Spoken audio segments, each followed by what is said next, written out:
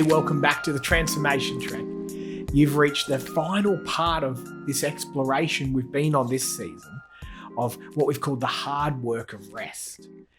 We've done 4 different sessions, and this is number 4, part 4, of looking at what it looks like to have rest in our lives, all the way from the body physically sleeping to the mind, what it looks like to rest, and then the soul. What does it look like to rest our soul? What does it look like to be rested within? What's it look like to be rested in God? And so we want to take this home today, essentially. And I mean that. I want to ask you, what do you think of when you think of the word home? What type of imagery, what type of feelings does that bring up in you? What does it mean to come home? For some of you, and I'm so sorry if you're watching this, and home brings back like a little bit of a shiver as you think about a bad experience. I do want to talk about my experience, and I acknowledge that it's not the same for everyone, but for me, and I was blessed in this way, home was safe as a child. Home was a place that I felt known. I felt loved. I felt understood. I felt safe. And I felt at rest. Home as a child, I could actually get to after school or after making mistakes or after being out in the world, and I could come home. And as an adult, as a husband, as a father, I want to create the same environment. I seek to make my home a safe place for my kids. Somewhere they can come home and know they are known. Somewhere they can make mistakes, and sure, there'll be arguments, and sure, there'll be consequences, but they still know at the end of the day they are loved. I hope that's the type of home I'm building. And for you, I wonder what you think of when you think of the word home. Because whether you've had a good or bad experience, I believe we're all pursuing home. We may find some funny little ways to feel accepted, to feel at rest, to feel loved, to feel known.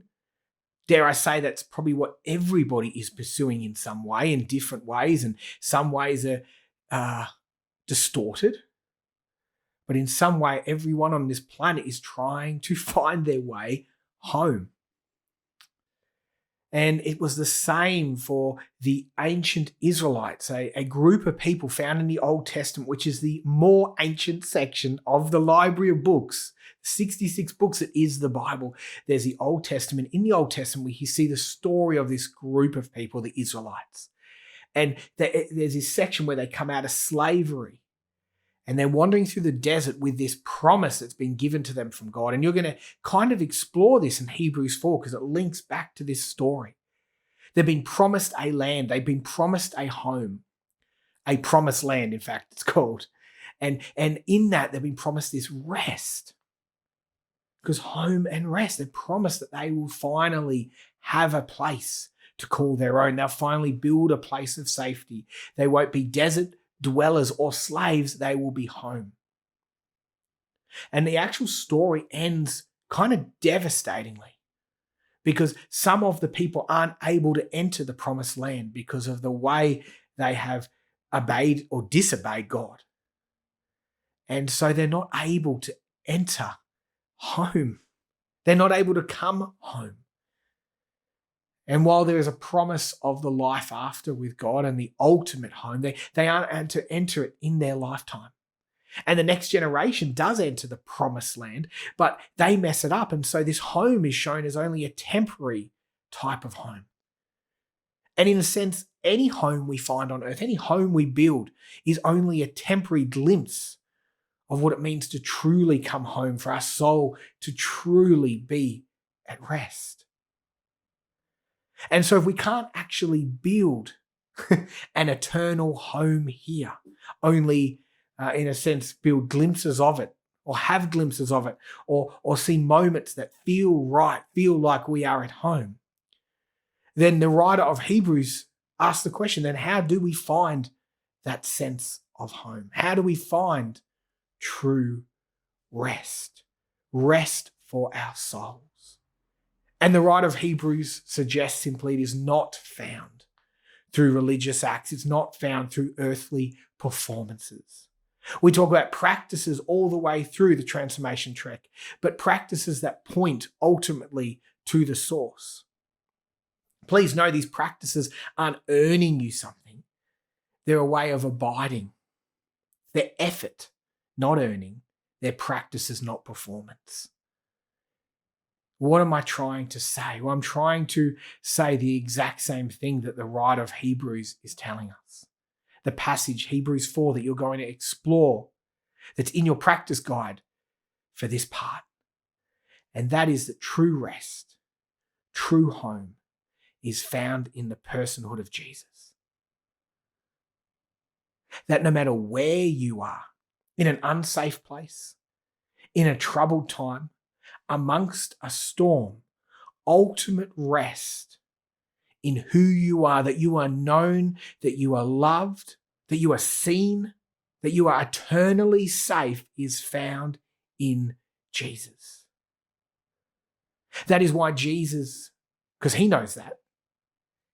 He knows the Father. He has that connection. And that is why when there's a storm, when Jesus is walking amongst us, he's able to sleep. Not because he's crazy, not because he loves danger, he's a thrill seeker, but because he knows who he is. He knows who has the power over the storm, and he can sleep in it. So that means that is the type of rest that can be developed, the type of relationship with God through Jesus that can be developed, where you find such a sense of rest that you are unshaken, that you are non-anxious, that you find a sense of peace, that you find a sense of home in Jesus, no matter your circumstances. And that is the whole point of this practice. That you may be reminded on who God is, on who's in control, that you may stop and realize it isn't you, that you may slow down and realize what he is doing and what he is saying, that you may get enough sleep so that you're able to concentrate and be aware of how God is moving, what his Spirit is saying. That you would find the type of rest that is worship, the type of rest that is praising him in the storms, in the hard times, in the rough days, in the scary days, in the anxious days. It is still the type of rest that worships and cries out because he is still good and he is still home. And so just a couple of questions to kick around. Where do you find home? What type of home are you pursuing? Is it bringing you ultimate rest? And what does it look like for you to place your home, to place that rest in Jesus? Yes, to find physical rest. But what does it look like to have soul rest in who Jesus is? That he is good, that he's got this, that he knows you, that you are loved, that you are accepted, that he died for you, that it is finished. And you can live your life with a sense of, hey, I know who's in charge and I know what comes next and I know who's with me. That people may actually look at you and go, what on earth is right about that person? They seem so unobsessed with the busyness or the pursuit of material things, of material comfort, material leisure. They seem unfazed by what's going on, not in some, they're not disconnected, but in some way that they're fazed because they're really connected. They're really connected to something solid. Their soul is anchored to a home. And that home being Jesus, and hopefully you get to share that. It doesn't happen overnight. I'm a testimony to the fact this doesn't happen overnight. I'm a constant work in progress.